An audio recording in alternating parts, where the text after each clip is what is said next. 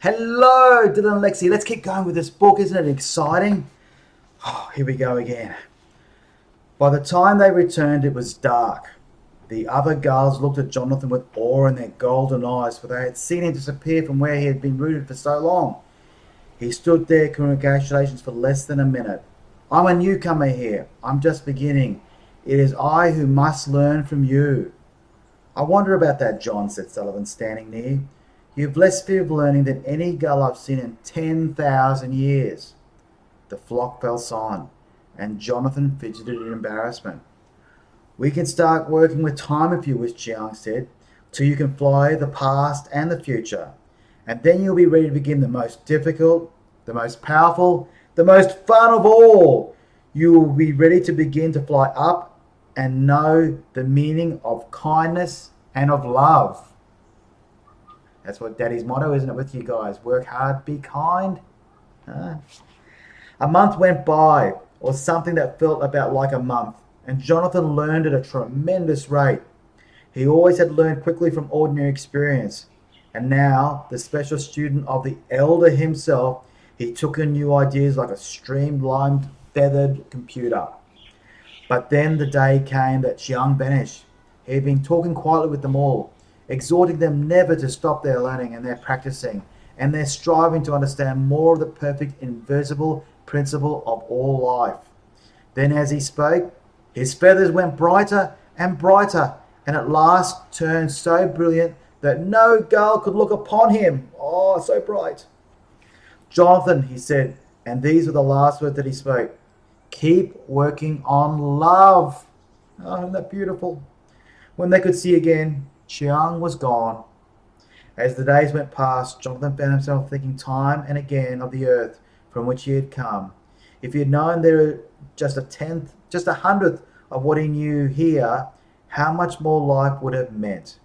He stood on the sand and fell to wondering if there was a gull back there who might be struggling to break out of his limits. To see the meaning of flight beyond a way of travel, to get a breadcrumb from a rowboat. Perhaps there might even have been one made outcast for speaking his truth in the face of the flock. And the more Jonathan practiced his kindness lessons, and the more he worked to know the nature of love, the more he wanted to go back to earth. For in spite of his lonely past, Johnathan Seagul was born to be an instructor, and his own way of demonstrating love was to give something of the truth that he had been seen to a gull who had only a chance to see truth for himself. Sullivan, adept now at thought speed flight and helping the others to learn, was doubtful. John, you were an outcast once. Why do you think that any of the girls in your old time would listen to you now? You know the proverb, and it's true. The gulls see farthest who flies highest. The gulls where you came from are standing on the ground, squawking and fighting amongst themselves.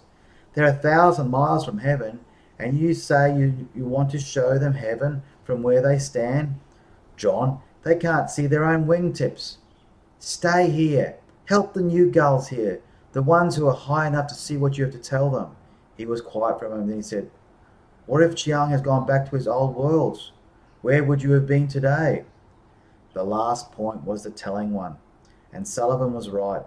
The gull sees farthest who flies highest.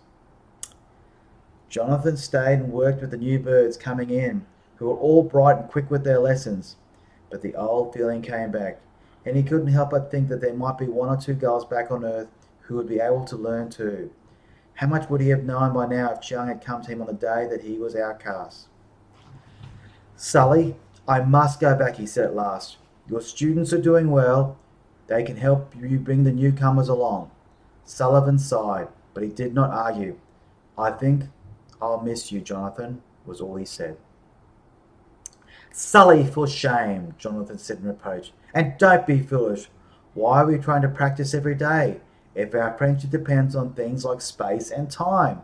Then when we finally overcome space and time, we've destroyed our own brotherhood. But overcome space, and all we have left is here. Overcome time, and all we have left is now.